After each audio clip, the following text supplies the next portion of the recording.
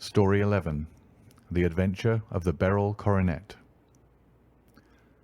"Holmes," said I, as I stood one morning in our bow window looking down the street, "here is a madman coming along. It seems rather sad that his relatives should allow him to come out alone."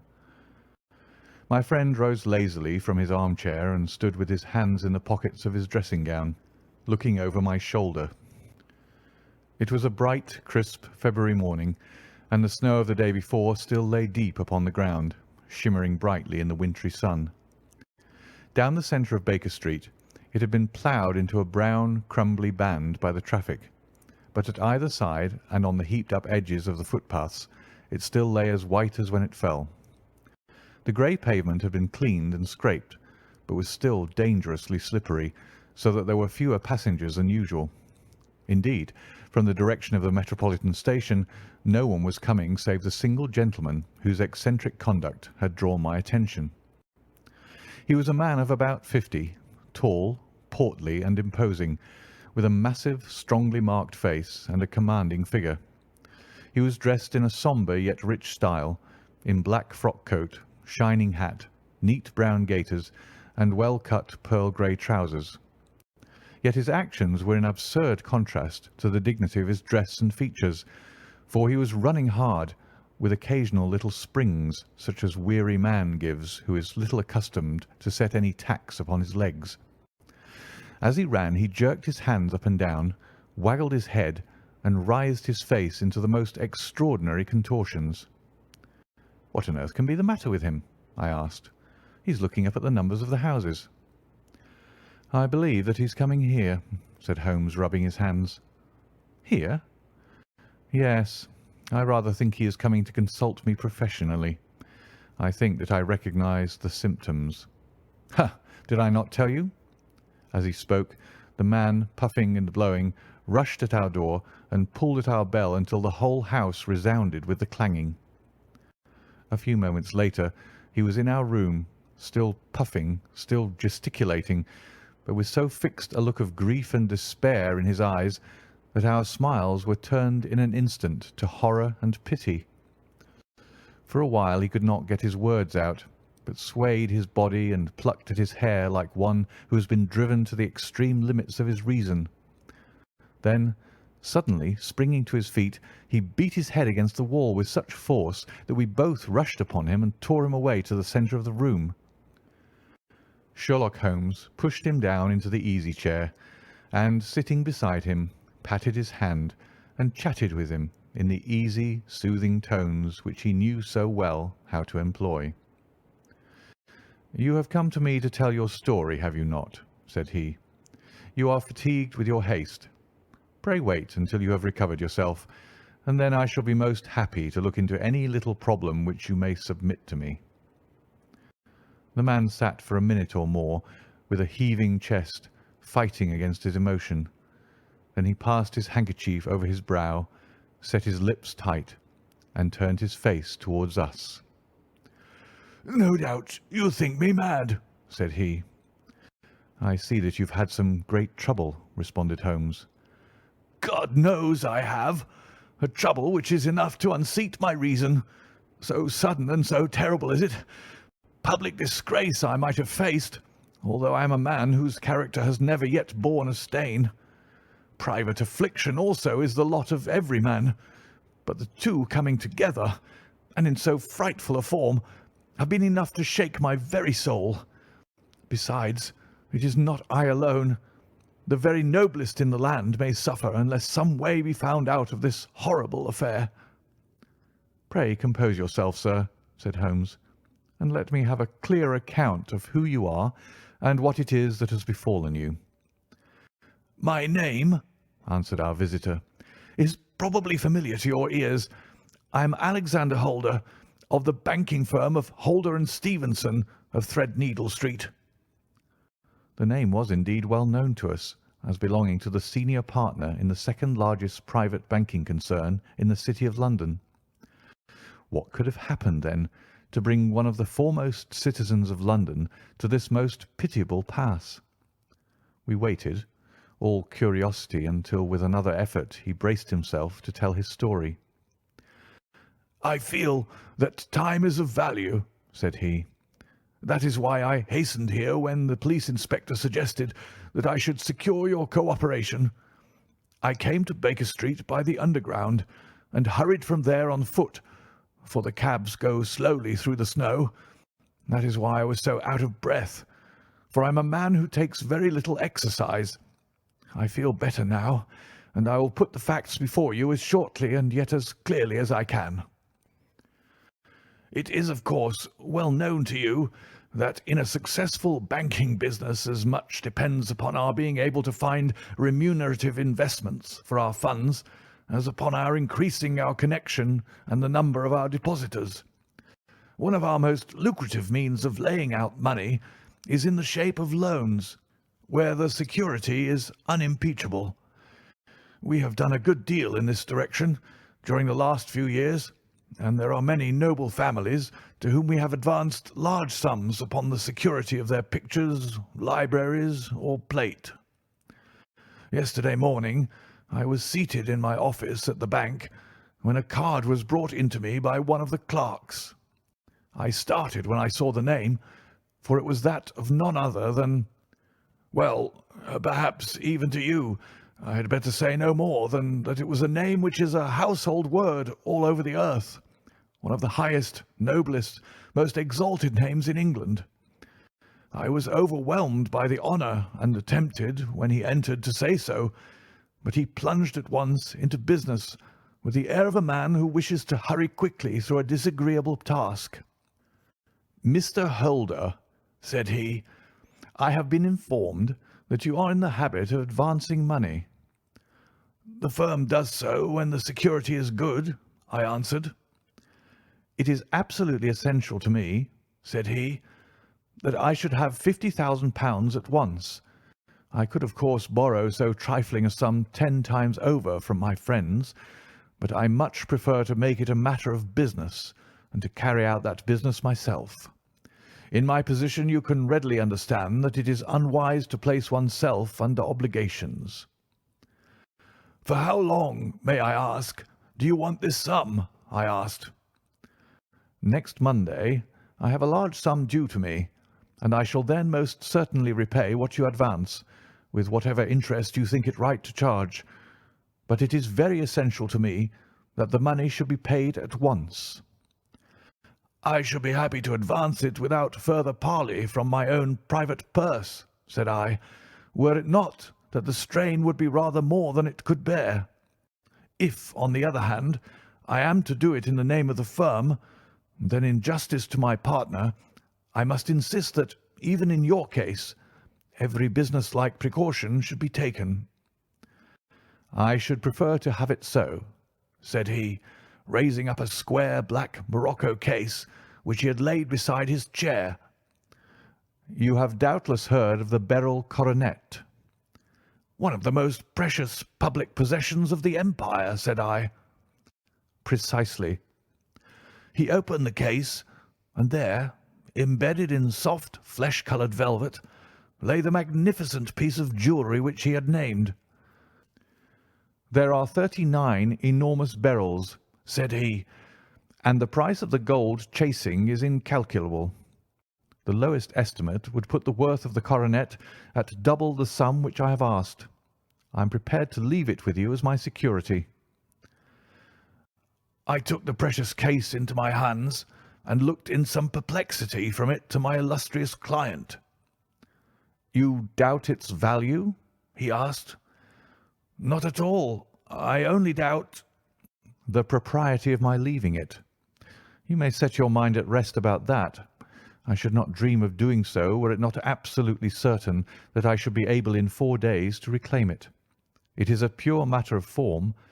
Is the security sufficient?" "Ample."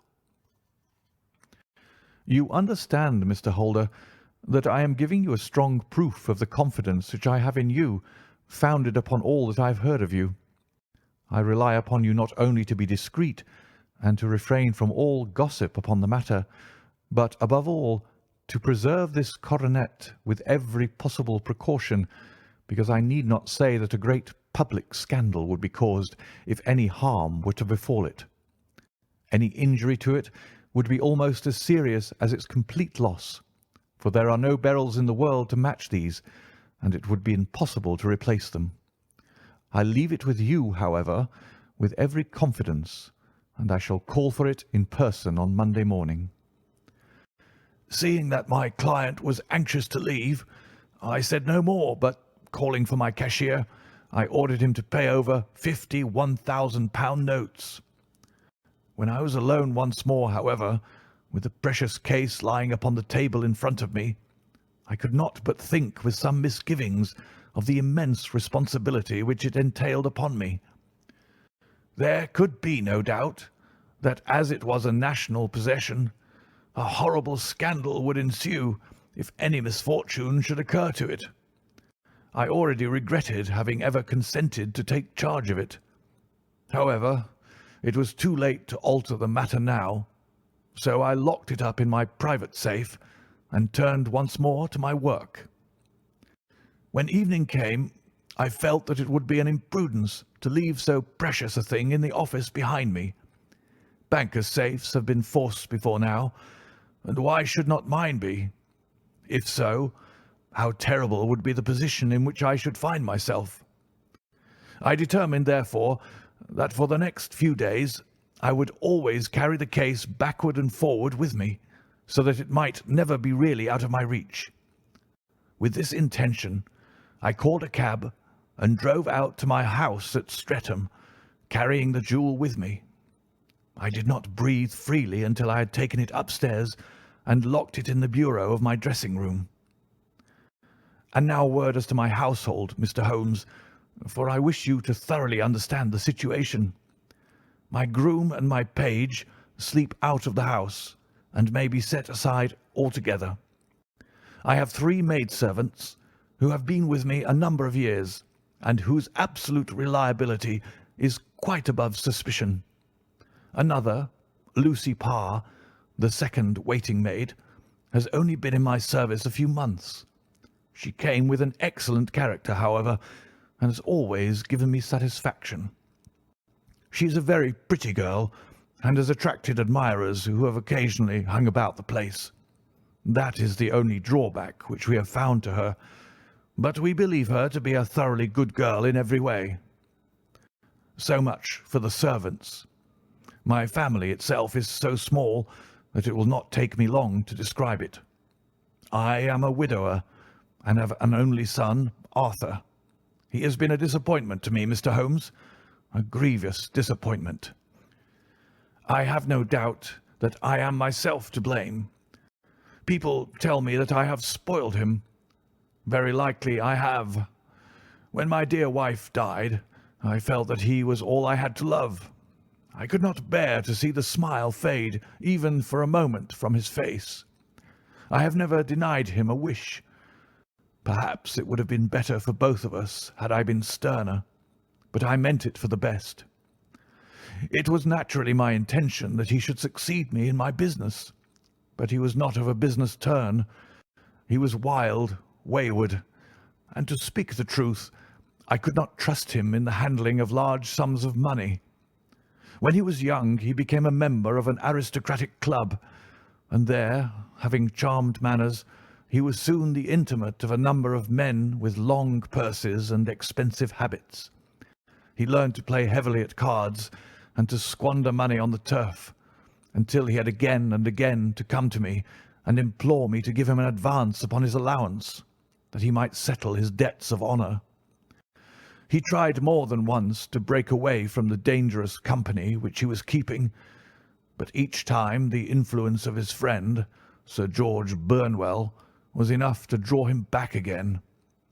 And indeed, I could not wonder that such a man as Sir George Burnwell should gain an influence over him, for he has frequently brought him to my house, and I have found myself that I could hardly resist the fascination of his manner. He is older than Arthur, a man of the world to his fingertips, one who had been everywhere, seen everything, a brilliant talker, and a man of great personal beauty. Yet when I think of him in cold blood, far away from the glamour of his presence, I am convinced from his cynical speech and the look which I have caught in his eyes that he is one who should be deeply distrusted. So I think, and so too thinks my little Mary, who has a woman's quick insight into character. And now there is only she to be described. She is my niece, but when my brother died 5 years ago and left her alone in the world, I adopted her and have looked upon her ever since as my daughter. She is a sunbeam in my house, sweet, loving, beautiful, a wonderful manager and housekeeper, yet as tender and quiet and gentle as a woman could be. She is my right hand. I do not know what I could do without her. In only one matter has she ever gone against my wishes. Twice my boy has asked her to marry him, for he loves her devotedly, but each time she has refused him. I think that if anyone could have drawn him into the right path, it would have been she, and that his marriage might have changed his whole life. But now, alas, it is too late, forever too late. Now, Mr. Holmes, you know the people who live under my roof, and I shall continue with my miserable story. When we were taking coffee in the drawing-room that night after dinner, I told Arthur and Mary my experience, and of the precious treasure which we had under our roof, suppressing only the name of my client. Lucy Parr, who had brought in the coffee, had, I am sure, left the room, but I cannot swear that the door was closed. Mary and Arthur were much interested and wished to see the famous coronet, but I thought it better not to disturb it. "Where have you put it?" asked Arthur. "In my own bureau." "Well, I hope to goodness the house won't be burgled during the night," said he. "It is locked up," I answered. "Oh, any old key will fit that bureau. When I was a youngster I have opened it myself with the key of the box-room cupboard." He often had a wild way of talking, so that I thought little of what he said. He followed me to my room, however, that night, with a very grave face. "Look here, Dad," said he, with his eyes cast down. "Can you let me have £200? "No, I cannot," I answered sharply. "I have been far too generous with you in money matters." "You have been very kind," said he, "but I must have this money, or else I can never show my face inside the club again." "And a very good thing, too," I cried. "Yes, but you would not have me leave it a dishonoured man," said he. "I could not bear the disgrace. I must raise the money in some way, and if you will not let me have it, then I must try other means." I was very angry, for this was the third demand during the month. "You shall not have a farthing from me," I cried, on which he bowed and left the room without another word. When he was gone, I unlocked my bureau, made sure that my treasure was safe, and locked it again. Then I started to go round the house to see that all was secure, a duty which I usually leave to Mary, but which I thought it well to perform myself that night. As I came down the stairs, I saw Mary herself at the side window of the hall, which she closed and fastened as I approached. "Tell me, Dad," said she, looking, I thought, a little disturbed, "did you give Lucy, the maid, leave to go out tonight?" "Certainly not." "She came in just now by the back door. I have no doubt that she has only been to the side gate to see someone, but I think that it is hardly safe and should be stopped." "You must speak to her in the morning, or I will if you prefer it. Are you sure that everything is fastened?" "Quite sure, Dad." "Then good night." I kissed her and went up to my bedroom again, where I was soon asleep. I am endeavouring to tell you everything, Mr. Holmes, which may have any bearing upon the case, but I beg that you will question me upon any point which I do not make clear. On the contrary, your statement is singularly lucid. I come to a part of my story now in which I should wish to be particularly so.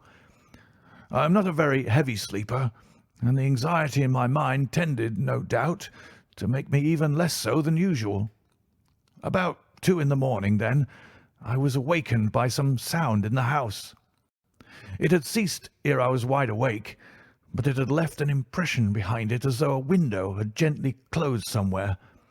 I lay listening with all my ears. Suddenly, to my horror, there was a distinct sound of footsteps moving softly in the next room. I slipped out of bed, all palpitating with fear, and peeped round the corner of my dressing-room door. "Arthur!" I screamed. "You villain! You thief! How dare you touch that coronet?" The gas was half up as I had left it, and my unhappy boy, dressed only in his shirt and trousers, was standing beside the light, holding the coronet in his hands. He appeared to be wrenching at it or bending it with all his strength. At my cry he dropped it from his grasp and turned as pale as death. I snatched it up and examined it. One of the gold corners, with 3 of the Beryls in it, was missing. "You blackguard!" I shouted, beside myself with rage. "You have destroyed it! You have dishonoured me for ever! Where are the jewels which you have stolen?" "Stolen?" he cried. "Yes, thief!" I roared, shaking him by the shoulder. "There are none missing. There cannot be any missing," said he. "There are 3 missing, and you know where they are. Must I call you a liar as well as a thief? Did I not see you trying to tear off another piece?" "You have called me names enough," said he. "I will not stand it any longer. I shall not say another word about the business, since you have chosen to insult me. I will leave your house in the morning and make my own way in the world." "You shall leave it in the hands of the police," I cried, half mad with grief and rage. "I shall have this matter probed to the bottom." "You shall learn nothing from me," said he with a passion such as I should not have thought it was in his nature. "If you choose to call the police, let the police find what they can." By this time the whole house was astir, for I had raised my voice in my anger. Mary was the first to rush into my room, and at the sight of the coronet and of Arthur's face, she read the whole story and, with a scream, fell down senseless on the ground. I sent the housemaid for the police, and put the investigation into their hands at once. When the inspector and the constable entered the house, Arthur, who had stood sullenly with his arms folded, asked me whether it was my intention to charge him with theft. I answered that it had ceased to be a private matter, but had become a public one, since the ruined coronet was national property. I was determined that the law should have its way in everything. "At least," said he, "you will not have me arrested at once. It would be to your advantage as well as mine if I might leave the house for 5 minutes." "That you might get away, or perhaps that you may conceal what you have stolen?" said I, and then, realizing the dreadful position in which I was placed, I implored him to remember that not only my honour, but that of one who was far greater than I was at stake, and that he threatened to raise a scandal which would convulse the nation. He might avert it all if he would but tell me what he had done with the 3 missing stones. "You may as well face the matter," said I. "You have been caught in the act, and no confession could make your guilt more heinous. If you but make such reparation as is in your power, by telling us where the Beryls are, all shall be forgiven and forgotten." "Keep your forgiveness for those who ask for it," he answered, turning away from me with a sneer. I saw that he was too hardened for any words of mine to influence him. There was but one way for it. I called in the inspector and gave him into custody. A search was made at once, not only of his person, but of his room and of every portion of the house where he could possibly have concealed the gems, but no trace of them could be found, nor would the wretched boy open his mouth for all our persuasions and our threats. This morning he was removed to a cell, and I, after going through all the police formalities, have hurried round to you to implore you to use your skill in unravelling the matter. The police have openly confessed that they can at present make nothing of it. You may go to any expense which you think necessary. I have already offered a reward of £1,000. My God, what shall I do? I have lost my honour, my gems, and my son in one night. Oh, what shall I do?" He put a hand on either side of his head and rocked himself to and fro, droning to himself like a child whose grief has got beyond words. Sherlock Holmes sat silent for some few minutes, with his brows knitted and his eyes fixed upon the fire. "Do you receive much company?" he asked. "None, save my partner with his family and an occasional friend of Arthur's. Sir George Burnwell has been several times lately. No one else, I think." "Do you go out much in society?" "Arthur does. Mary and I stay at home. We neither of us care for it." "That is unusual in a young girl." "She is of a quiet nature. Besides, she is not so very young. She is 24. "This matter, from what you say, seems to have been a shock to her also." "Terrible. She is even more affected than I." "You have neither of you any doubt as to your son's guilt?" "How can we have when I saw him with my own eyes, with the coronet in his hands?" "I hardly consider that a conclusive proof. Was the remainder of the coronet at all injured?" "Yes, it was twisted." "Do you not think, then, that he might have been trying to straighten it?" "God bless you. You are doing what you can for him and for me, but it is too heavy a task. What was he doing there at all? If his purpose were innocent, why did he not say so?" "Precisely. And if it were guilty, why did he not invent a lie? His silence appears to me to cut both ways. There are several singular points about the case. What did the police think of the noise which awoke you from your sleep?" "They considered that it might be caused by Arthur's closing his bedroom door." "A likely story. As if a man bent on felony would slam his door so as to wake a household. What did they say, then, of the disappearance of those gems?" "They are still sounding the planking and probing the furniture in the hope of finding them." "Have they thought of looking outside the house?" "Yes, they have shown extraordinary energy. The whole garden has already been minutely examined." "Now, my dear sir," said Holmes, "is it not obvious to you now that this matter really strikes very much deeper than either you or the police were at first inclined to think? It appeared to you to be a simple case. To me it seems exceedingly complex. Consider what is involved by your theory. You suppose that your son came down from his bed, went at great risk to your dressing-room, opened your bureau, took out your coronet, broke off by main force a small portion of it, went off to some other place, concealed 3 gems out of the 39, with such skill that nobody can find them, and then returned with the other 36 into the room in which he exposed himself to the greatest danger of being discovered. I ask you now, is such a theory tenable?" "But what other is there?" cried the banker with a gesture of despair. "If his motives were innocent, why does he not explain them?" "It is our task to find that out," replied Holmes.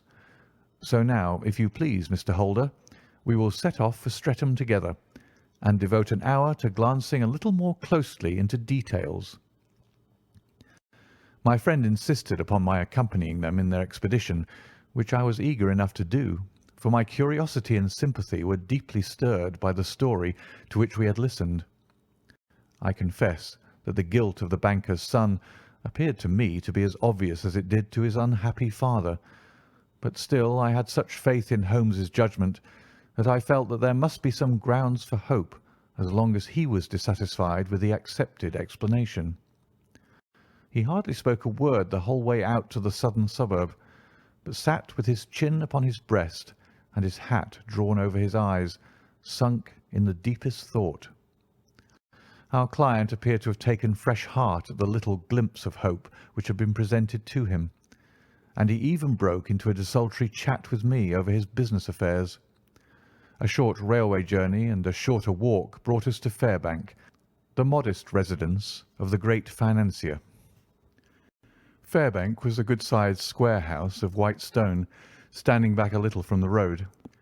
A double carriage sweep with a snow-clad lawn stretched down in front to two large iron gates which closed the entrance. On the right side was a small wooden thicket which led into a narrow path between two neat hedges stretching from the road to the kitchen door and forming the tradesman's entrance. On the left ran a lane which led to the stables and was not itself within the grounds at all, being a public, though little used, thoroughfare. Holmes left us standing at the door and walked slowly all round the house, across the front, down the tradesman's path, and so round by the garden behind into the stable lane. So long was he that Mr. Holder and I went into the dining-room and waited by the fire until he should return. We were sitting there in silence when the door opened, and a young lady came in. She was rather above the middle height, slim, with dark hair and eyes, which seemed the darker against the absolute pallor of her skin. I do not think that I have ever seen such deadly paleness in a woman's face. Her lips, too, were bloodless, but her eyes were flushed with crying. As she swept silently into the room, she impressed me with a greater sense of grief than the banker had done in the morning, and it was the more striking in her as she was evidently a woman of strong character, with immense capacity for self-restraint. Disregarding my presence, she went straight to her uncle and passed her hand over his head with a sweet womanly caress. "You have given orders that Arthur should be liberated, have you not, Dad?" she asked. No, no, my girl. The matter must be probed to the bottom. "But I am sure that he is innocent. You know what woman's instincts are. I know that he has done no harm, and that you will be sorry for having acted so harshly." Why is he silent, then, if he is innocent? "Who knows? Perhaps because he was so angry that you should suspect him." How could I help suspecting him when I actually saw him with the coronet in his hand? "Oh, but he had only picked it up to look at it. Oh, do take my word for it that he is innocent. Let the matter drop and say no more. It is so dreadful to think of our dear Arthur in prison."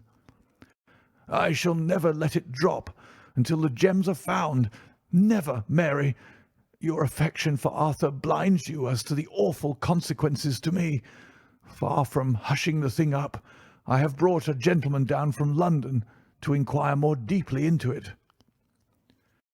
"This gentleman?" she asked, facing round to me. No, his friend. He wished us to leave him alone. He is round in the stable lane now." "The stable lane?" She raised her dark eyebrows. "What can he hope to find there? Ah, this, I suppose, is he. I trust, sir, that you will succeed in proving what I feel sure is the truth, that my cousin Arthur is innocent of this crime." "I fully share your opinion, and I trust with you that we may prove it," returned Holmes, going back to the mat to knock the snow from his shoes. "I believe I have the honour of addressing Miss Mary Holder. Might I ask you a question or two?" "Pray do, sir, if it may help to clear this horrible affair up." "You heard nothing yourself last night?" "Nothing, until my uncle here began to speak loudly. I heard that, and I came down." "You shut up the windows and doors the night before? Did you fasten all the windows?" "Yes." "Were they all fastened this morning?" "Yes." "You have a maid who has a sweetheart. I think that you remarked to your uncle last night that she had been out to see him." "Yes, and she was the girl who waited in the drawing-room and who may have heard Uncle's remarks about the coronet." "I see. You infer that she may have gone out to tell her sweetheart, and that the two may have planned the robbery." "But what is the good of all these vague theories?" cried the banker impatiently, "when I have told you that I saw Arthur with the coronet in his hands?" "Wait a little, Mr. Holder. We must come back to that. About this girl, Miss Holder. You saw her return by the kitchen door, I presume?" "Yes. When I went to see if the door was fastened for the night, I met her slipping in. I saw the man, too, in the gloom." "Do you know him?" "Oh, yes. He is the greengrocer who brings our vegetables round. His name is Francis Prosper." "He stood," said Holmes, "to the left of the door. That is to say, farther up the path than is necessary to reach the door." "Yes, he did." "And he is a man with a wooden leg." Something like fear sprang up in the young lady's expressive black eyes. "Why, you are like a magician," said she. "How do you know that?" She smiled, but there was no answering smile in Holmes' thin, eager face. "I shall be very glad now to go upstairs," said he. "I shall probably wish to go over the outside of the house again. Perhaps I had better take a look at the lower windows before I go up." He walked swiftly round from one to the other, pausing only at the large one which looked from the hall onto the stable lane. This he opened and made a very careful examination of the sill with his powerful magnifying lens.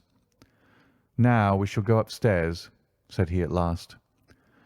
The banker's dressing-room was a plainly furnished little chamber, with a grey carpet, a large bureau, and a long mirror. Holmes went to the bureau first and looked hard at the lock. "Which key was used to open it?" he asked. "That which my son himself indicated, that of the cupboard of the lumber room." "Have you it here?" "That is it on the dressing-table." Sherlock Holmes took it up and opened the bureau. "It is a noiseless lock," said he. "It is no wonder that it did not wake you. This case, I presume, contains the coronet. We must have a look at it."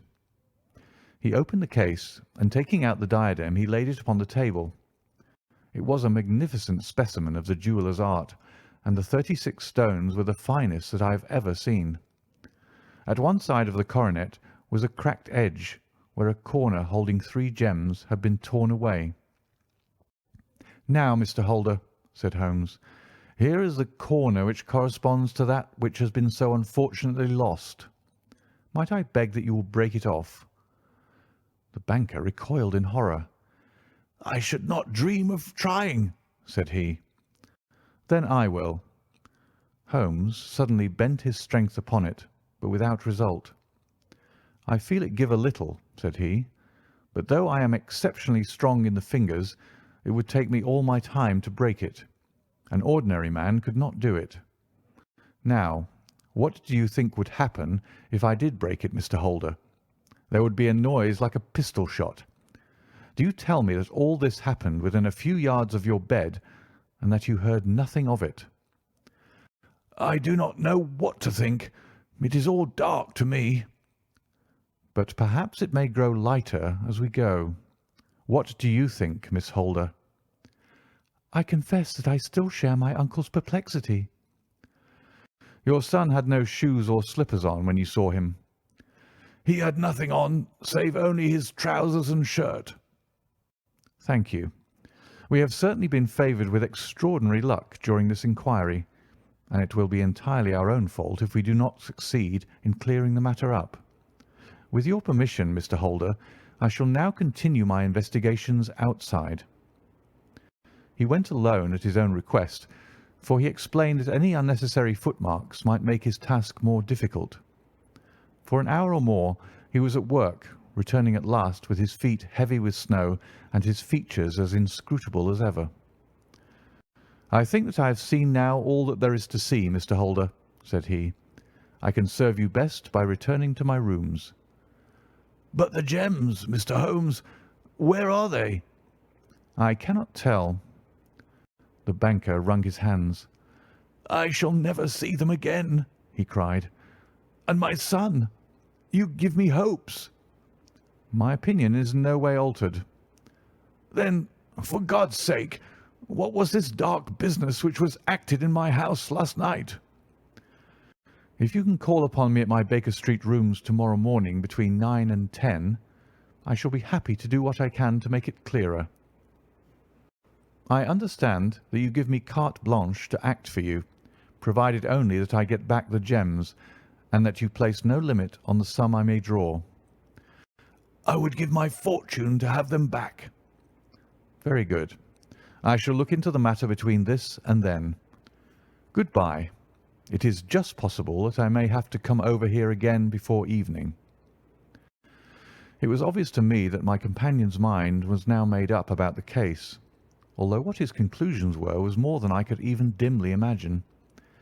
Several times during our homeward journey I endeavoured to sound him upon the point, but he always glided away to some other topic, until at last I gave it over in despair. It was not yet 3 when we found ourselves in our rooms once more. He hurried to his chamber, and was down again in a few minutes, dressed as a common loafer. With his collar turned up, his shiny, seedy coat, his red cravat, and his worn boots, he was a perfect sample of the class. "I think that this should do," said he, glancing into the glass above the fireplace. "I only wish you could come with me, Watson, but I fear that it won't do. I may be on the trail in this matter, or I may be following a will-o'-the-wisp, but I shall soon know which it is. I hope that I may be back in a few hours." He cut a slice of beef from the joint upon the sideboard, sandwiched it between 2 rounds of bread, and thrusting his rude meal into his pocket, he started off upon his expedition. I had just finished my tea when he returned, evidently in excellent spirits, swinging an old elastic-sided boot in his hand.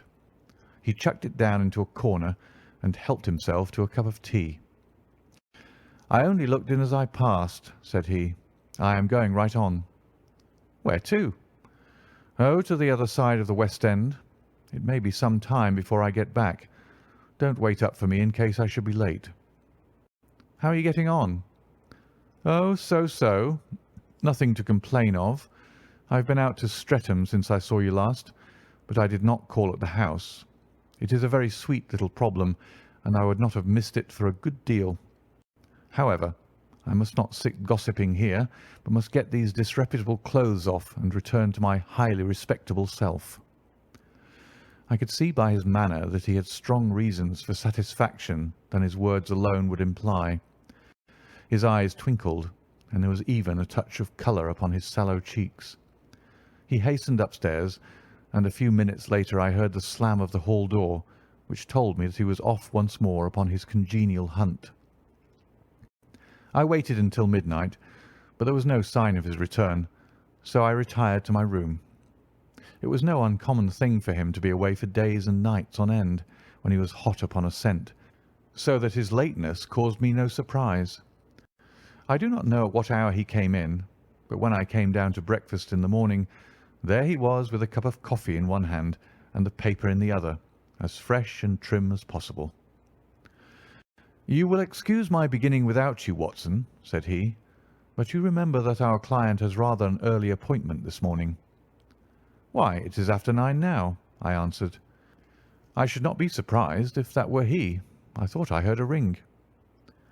It was indeed our friend the financier. I was shocked by the change which had come over him, for his face, which was naturally of a broad and massive mould, was now pinched and fallen in, while his hair seemed to me at least a shade whiter. He entered with a weariness and lethargy which was even more painful than his violence of the morning before, and he dropped heavily into the armchair which I pushed forward for him.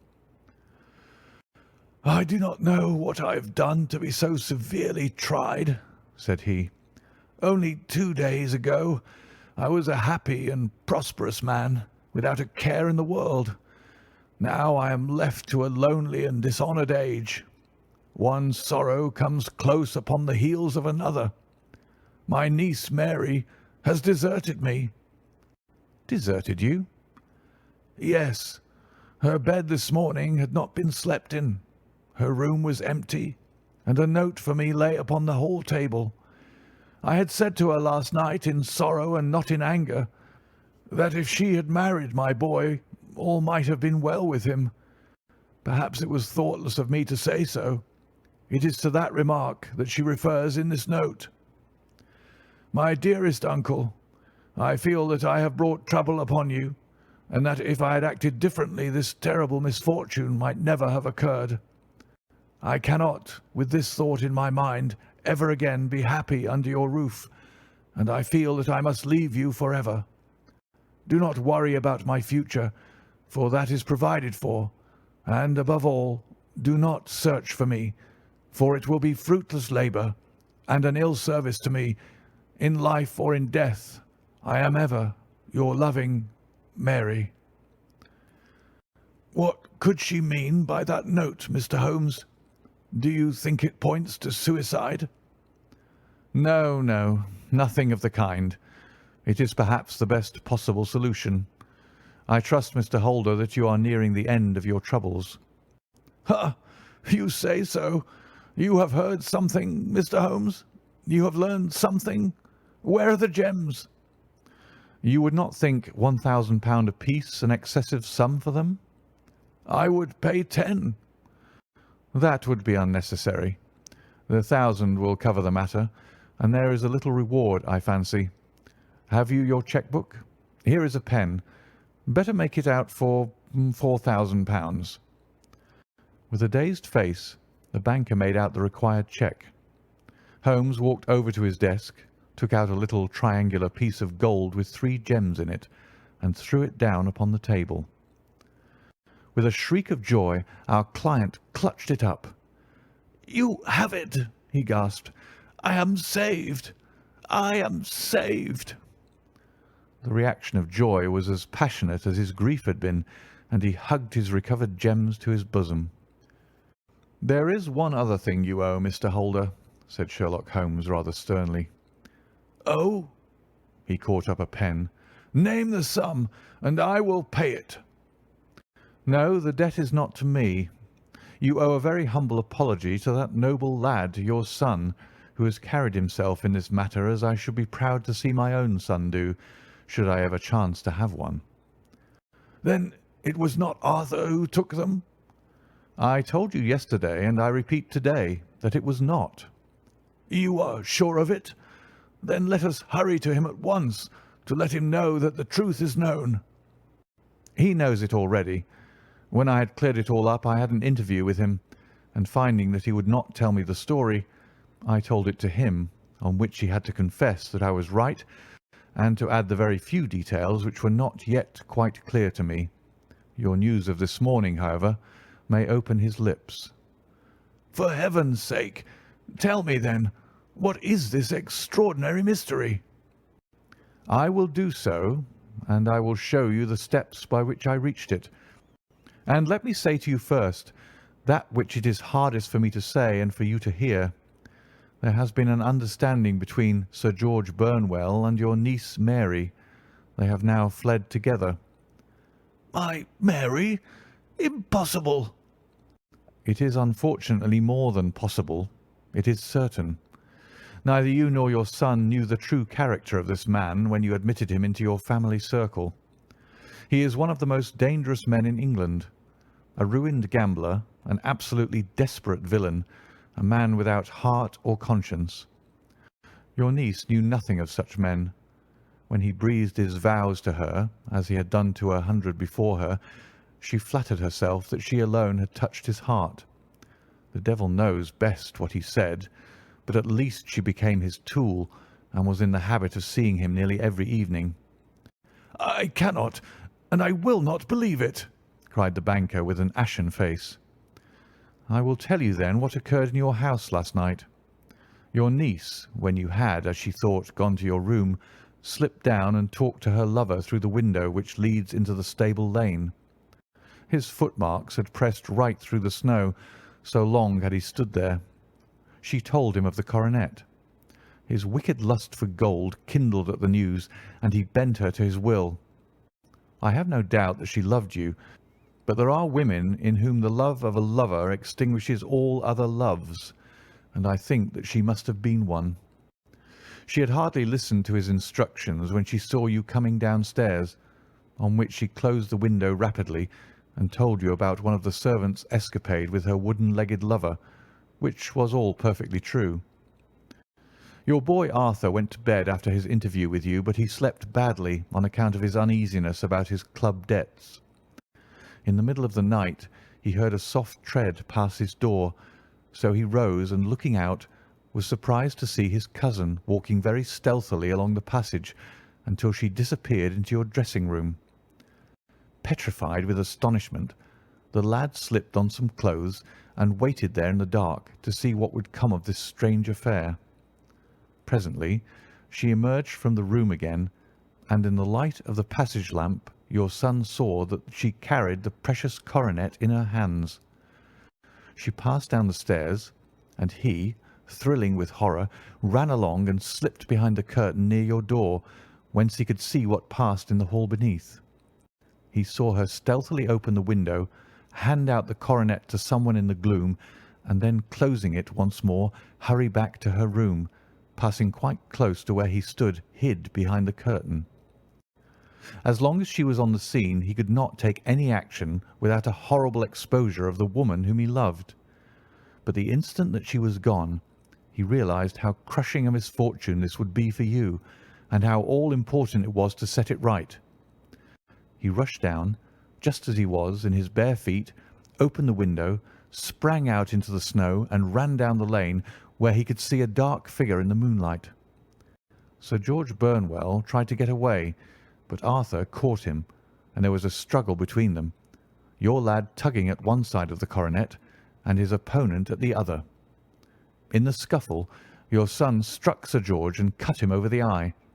Then something suddenly snapped, and your son, finding that he had the coronet in his hands, rushed back, closed the window, ascended to your room, and had just observed that the coronet had been twisted in the struggle and was endeavouring to straighten it when you appeared upon the scene. "Is it possible?" gasped the banker. You then roused his anger by calling him names at a moment when he felt that he had deserved your warmest thanks. He could not explain the true state of affairs without betraying one who certainly deserved little enough consideration at his hands. He took the more chivalrous view, however, and preserved her secret. "And that was why she shrieked and fainted when she saw the coronet," cried Mr. Holder. "Oh, my God, what a blind fool I have been! And his asking to be allowed to go out for 5 minutes. The dear fellow wanted to see if the missing piece were at the scene of the struggle. How cruelly I have misjudged him!" "When I arrived at the house," continued Holmes, "I at once went very carefully round it to observe if there were any traces in the snow which might help me. I knew that none had fallen since the evening before, and also that there had been a strong frost to preserve impressions. I passed along the tradesman's path, but found it all trampled down and indistinguishable. Just beyond it, however, at the far side of the kitchen door, a woman had stood and talked with a man, whose round impressions on one side showed that he had a wooden leg. I could even tell that they had been disturbed, for the woman had run back swiftly to the door, as was shown by the deep toe and light heel marks, while wooden leg had waited a little and then had gone away. I thought at the time that this might be the maid and her sweetheart, of whom you had already spoken to me, and inquiry showed it was so. I passed round the garden without seeing anything more than random tracks, which I took to be the police. But when I got into the stable lane, a very long and complex story was written in the snow in front of me. There was a double line of tracks of a booted man, and a second double line, which I saw with delight belonged to a man with naked feet. I was at once convinced from what you had told me that the latter was your son. The first had walked both ways, but the other had run swiftly, and as his tread was marked in places over the depression of the boot, it was obvious that he had passed after the other. I followed them up and found they led to the hall window, where Boots had worn all the snow away while waiting. Then I walked to the other end, which was 100 yards or more down the lane. I saw where Boots had faced round, where the snow was cut up as though there had been a struggle, and finally where a few drops of blood had fallen to show me that I was not mistaken. Boots had then run down the lane, and another little smudge of blood showed that it was he who had been hurt. When he came to the high road at the other end, I found that the pavement had been cleared, so there was an end to that clue. On entering the house, however, I examined, as you remember, the sill and framework of the hall window with my lens, and I could at once see that someone had passed out. I could distinguish the outline of an instep where the wet foot had been placed in coming in. I was then beginning to be able to form an opinion as to what had occurred. A man had waited outside the window.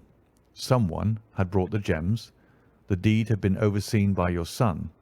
He had pursued the thief, had struggled with him. They had each tugged at the coronet, their united strength causing injuries which neither alone could have effected. He had returned with the prize, but had left a fragment in the grasp of his opponent. So far I was clear. The question now was, who was the man and who was it brought him the coronet? It is an old maxim of mine that when you have excluded the impossible, whatever remains, however improbable, must be the truth.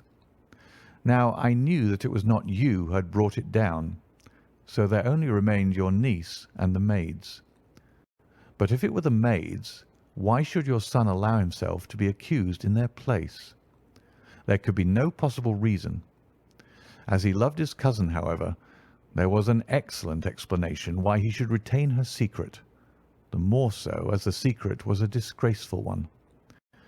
When I remembered that you had seen her at that window and how she had fainted on seeing the coronet again, my conjecture became a certainty. And who could it be who was her confederate? A lover, evidently, for who else could outweigh the love and gratitude which she must feel to you? I knew that you went out little, and that your circle of friends was a very limited one, but among them was Sir George Burnwell.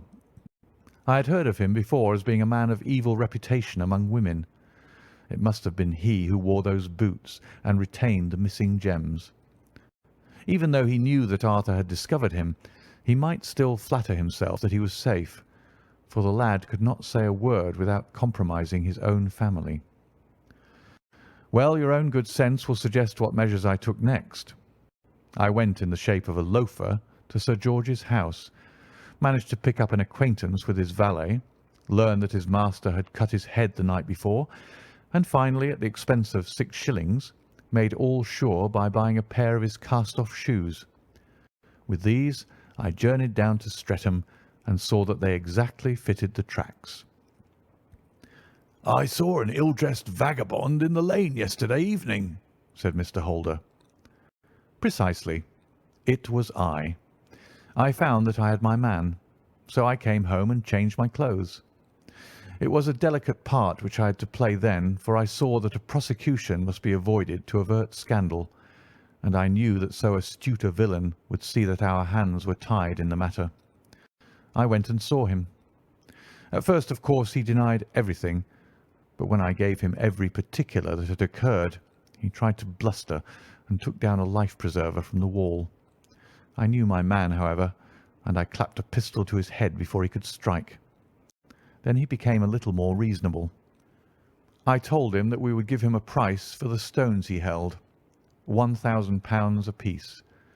That brought out the first signs of grief that he had shown. "Why, dash it all," said he, "I've let them go at 600 for the 3." I soon managed to get the address of the receiver who had them, on promising him that there would be no prosecution. Off I set to him, and after much chaffering, I got our stones at £1,000 apiece. Then I looked in upon your son, told him that all was right, and eventually got to my bed about 2 o'clock, after what I may recall a really hard day's work. "A day which has saved England from a great public scandal," said the banker, rising. "Sir, I cannot find words to thank you, but you shall not find me ungrateful for what you have done. Your skill has indeed exceeded all that I have heard of it, and now I must fly to my dear boy to apologize to him for the wrong which I have done him. As to what you tell me of poor Mary, it goes to my very heart. Not even your skill can inform me where she is now." "I think that we may safely say," returned Holmes, "that she is wherever Sir George Burnwell is. It is equally certain, too, that whatever her sins are, they will soon receive a more than sufficient punishment."